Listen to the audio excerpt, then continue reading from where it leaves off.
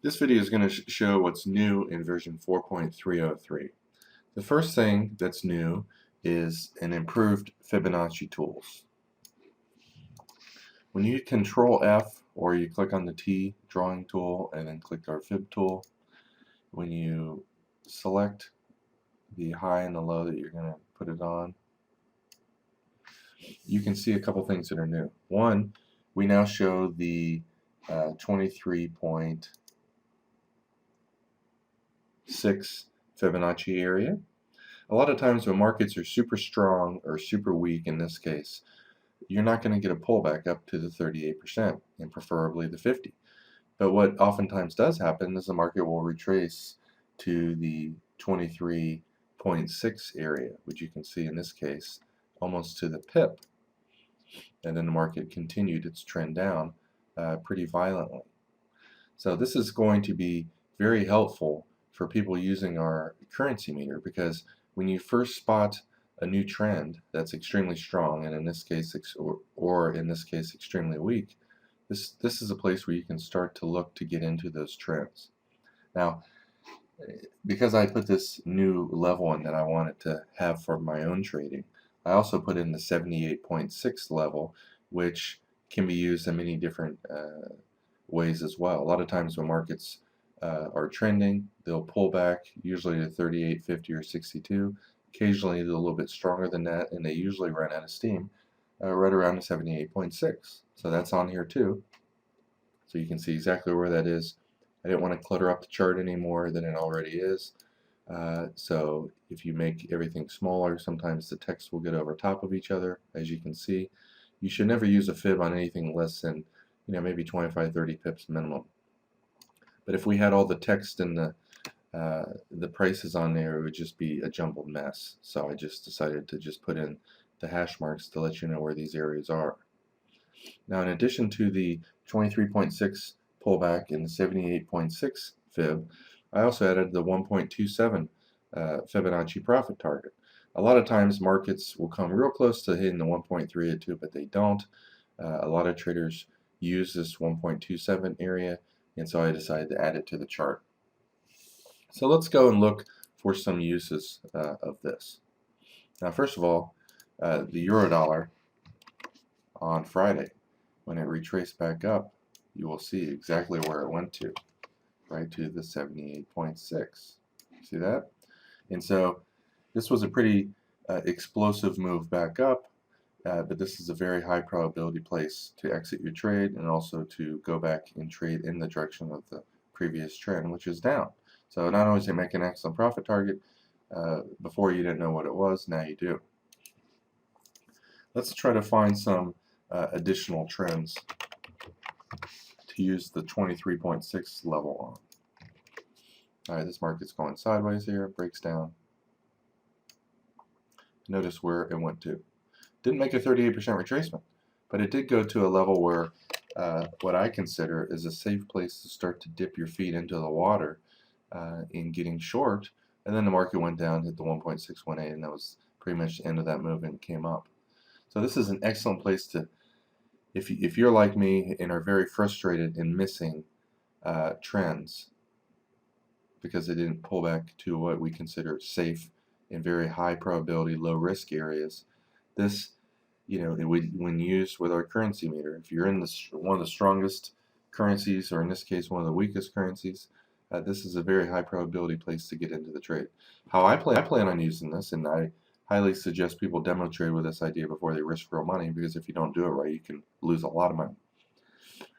I'm going to get into a light position here and then scale in a little bit more progressively here and a little bit more here, so that if the trend does continue back up a little bit more before it continues in the main direction, which is down, then by scaling in, let's say at the 23.6, the 38%, and the 50%, if you get in at a progressive level, let's just say you short one lot here, two lots here, three lots here, your average price is going to be somewhere, near here.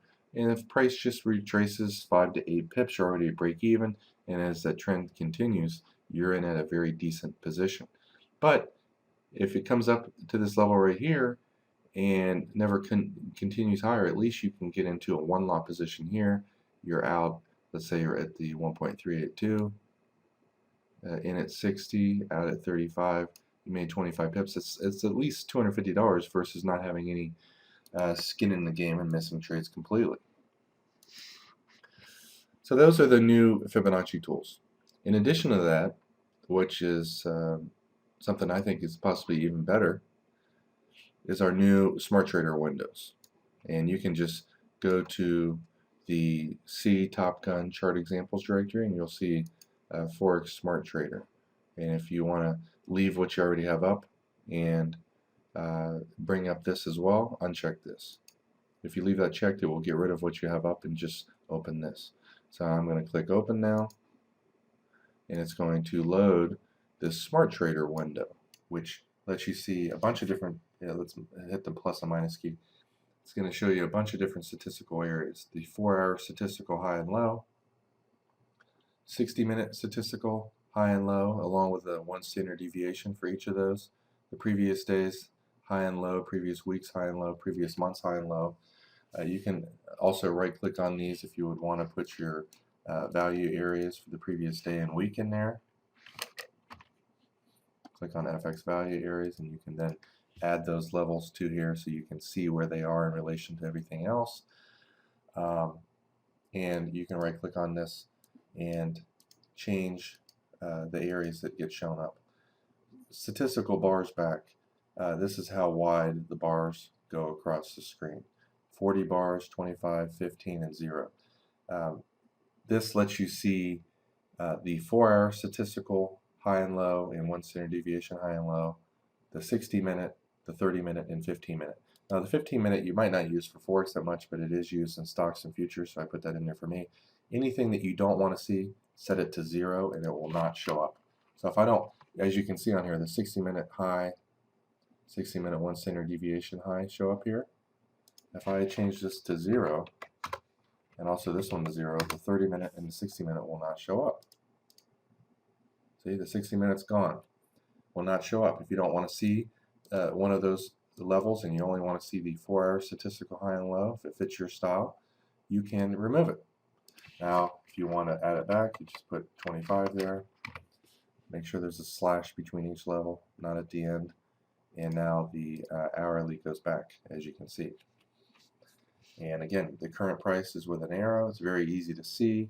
And this scales.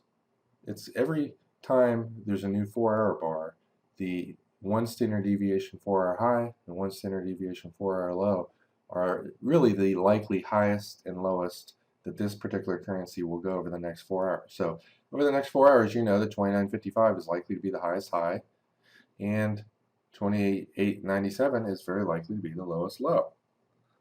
And so you can see prices in the middle, which oftentimes is the case.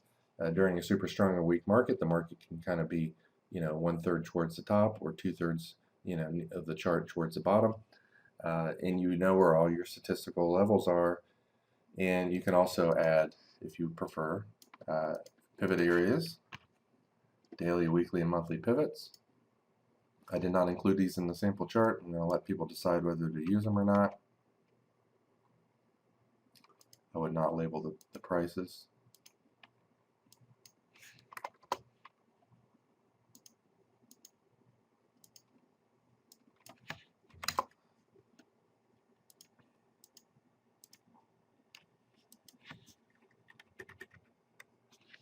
I had this on another chart. Let's go to the pound dollar.